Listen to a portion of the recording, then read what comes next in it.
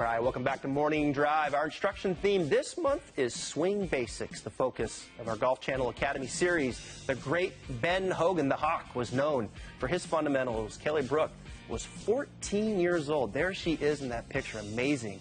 When she met the 9-time major champion, and she's here with instruction inspired by the 64-time PGA Tour winner. Welcome, Kelly. Owner and Director of Instruction at the Golf Channel Academy with Kelly Brook, with 3 locations now in the New York metro area. And I have to start, what was it like to spend time and talk golf with the great Ben Hogan? Oh, it was, Travis, it was awesome. First of all, look at that hair. Wow. But anyway, it was awesome. So we were playing in Shady Oaks. I was 14. That's my dad in the picture. And we were told over and over again, if you see a man with a golf club walking up, don't speak to him. He was in his 70s at the time. I teed off in the 10th hole. He came over and he said, what college did you go to? I said, oh, I'm in high school. And he proceeded to give me a half-an-hour golf lesson. Wow. It was awesome. It was on the 10th tee. It was such a privilege to be, to have this picture and to have Ben Hogan actually help me out. Well, we're going to talk more about that off air, about that 30 minutes. And when you think of Ben Hogan, I mean, of course, one of the greatest swings of all time, 64 times he's won on the PGA Tour. But when you talk Ben Hogan, you got to talk about the grip, right? Yep. One of the most iconic grips in our game, and today's segment is all about the grip. Well, one thing he said to me that sticks with me is he said, good golfers have repeatable swings, and the golf swing's like a chain reaction made of a lot of links. And so many golfers don't focus on the grip, but the grip is the first link in the swing. So, and you look at his grip, and it hasn't changed in 75 years, probably. Right. Well, let's go over there. You have a good drill for this, right? To kind of set the stage. I do. So the first thing I do when I have a lesson is come on over with me. Everyone at home, stand up if you want. Is I assess a person's anatomy, and I don't mean how attractive they are, although you are very attractive. Well, thank you.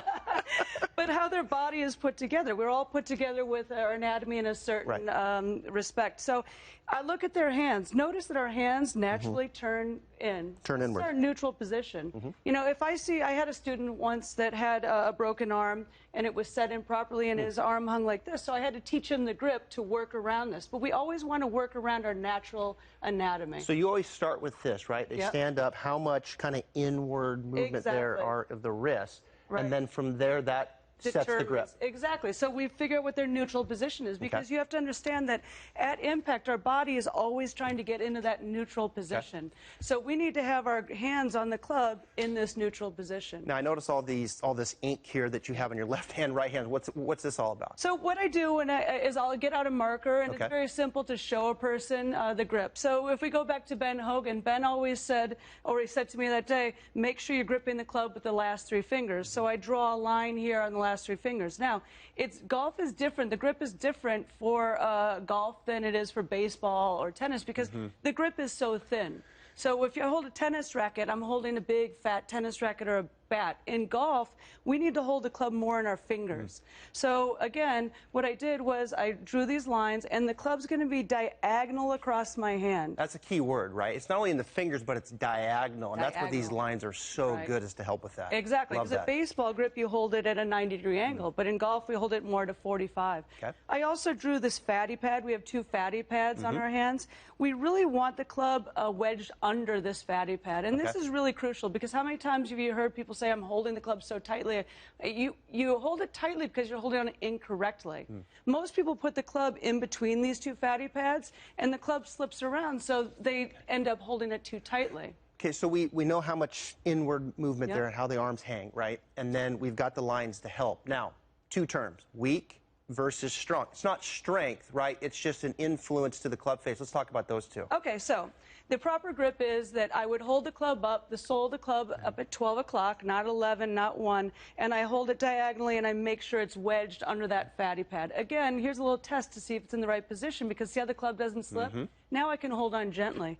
A neutral grip normally has 2 knuckles showing, so I drew 2 circles there with this arrow going to my rear, my trail shoulder. Then what I do is I take my right hand, I have 2 fatty pads again in my lifeline, and I put my lifeline over my very short thumb. This is a short thumb, that's a long thumb, short thumb, and I cover it so that it's in between the 2 fatty pads. So where's your grip? Weak, neutral, strong? Mine is neutral, and so this is a neutral grip. So if most time, you know, I can give a lesson over the phone, basically. And I say, if someone says, oh, I'm hooking the ball, the first thing I do is I say, well, check your grip.